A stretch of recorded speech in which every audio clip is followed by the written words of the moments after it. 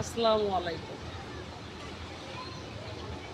দেশের স্বার্থে কিছু কথা বলতেই হয়, না বললেই নয়। কি করবো, না বললে তো কোনো কুল কিনারা নাই। 13ই নভেম্বর, 10 নভেম্বর, 12 নভেম্বর ঢাকা শহর অচল হতে যাচ্ছে। লকডাউন হবে।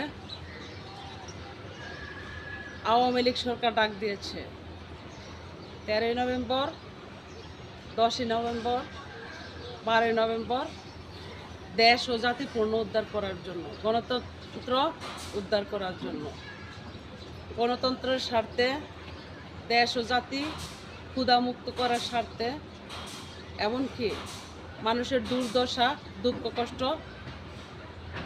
মুক্ত করার স্বার্থে, দরিদ্র পরিবার যারা ভ্যান চালক, রিক্সা চালক, শ্রমিক, কৃষক আছে, পেটের ক্ষুধা মুক্ত করার স্বার্থে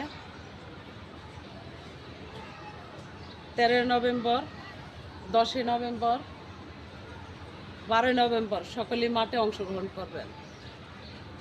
কারণ এই দেশ ও জাতি সকলেই বিপদে পড়ে যাচ্ছে, দিন দিন কষ্টে আছে। আমি যে এলাকায় আছি সেই এলাকায় আজকে 1 মাস গ্যাস নাই। আমি একজন, তাইলে শত শত মানুষ, কিন্তু গ্যাস বিল নেওয়া কিন্তু বন্ধ নাই। কতটা জুলুম করে যাচ্ছে জুলুমবাজরা, যে গ্যাস নাই, যে এটাও কিন্তু মুক্ত করে নাই, যে গ্যাস বিল কেন নিব। তাহলে কি মনে করলেন আপনারা?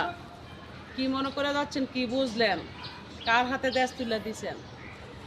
আজকে সকলে আশা করি এই দেশ ও জাতি উদ্ধার করতে গিয়ে 13 নভেম্বর, 10 নভেম্বর, 11 নভেম্বর সকলে মাঠে নামবেন। যে এই দেশ ও জাতি অতি জরুরি তাদের হাত থেকে রক্ষা করা। এতে ভালোই হবে, চাঁদামুক্ত হবে, জোর জুলুম থেকে মুক্ত পাওয়া যাবে। এমনকি যে রাতের ঘুম আর হারাম হবে না, চুরি ডাকাতি চিন্তা থেকে মুক্ত হওয়া যাবে, মানুষের চলার পথ নিরাপদ হবে। আমি মনে করি সকলে কাঁধে কাঁধ মিলে, হাতে হাত রেখে যার যা কিছু আছে তাই নিয়ে মাঠে নামবেন। কারণ আর পুলিশ প্রশাসন ভাইদেরকে বলবো, শ্রদ্ধা রেখে, আওয়ামী লীগের লোকজন আপনাদেরকে শ্রদ্ধা করে, সম্মান করে, সেই সম্মান রাখবেন। যদি সম্মান না রাখেন তাহলে সেটা তারাই সিদ্ধান্ত নেবে। আর আওয়ামী লীগের লোক কিন্তু নাই, সবই পলাতক। কিন্তু যারা আছে দেশের জনতা, তারা কেন মাঠে নামবে জানেন?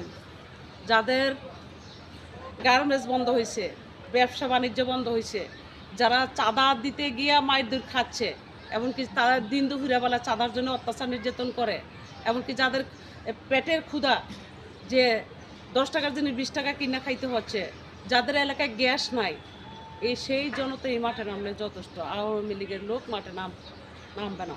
তো গণহত্যা যে চালাবেন, চালানোর আগে কিন্তু একবার ভাববেন জনতাই আপনাদেরকে কি করতে পারে। মুখোশ লাগাইয়া যদিও গণহত্যা করতে যান না, পিস্তল লইয়া ধরা পড়ে যাবেন গা। কারণ একদিকে গুল্লি করবেন, মাজার মধ্যে গিয়ে 10 জনে ফিটাইব, এমনটাই হবে। সম্মান দেয়, সম্মান রাখবেন, ভালো থাকবেন।